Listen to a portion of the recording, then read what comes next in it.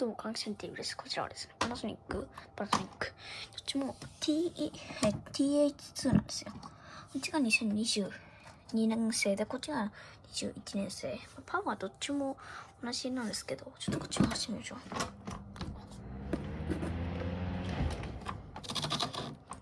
かなり低い方がいいですね。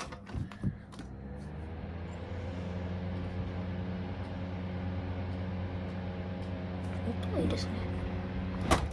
こっちはね、ちょっと重たい。音はいいんだけどね。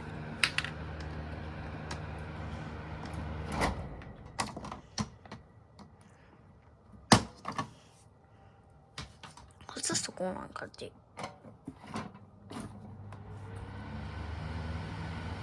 パワー結構ない。結構あるよ。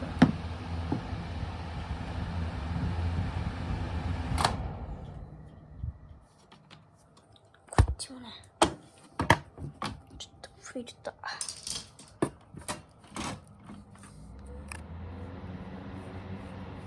シャッターを上げられる。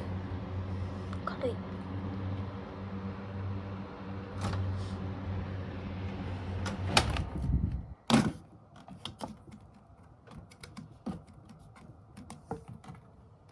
っちもスピーナーは一緒ですね。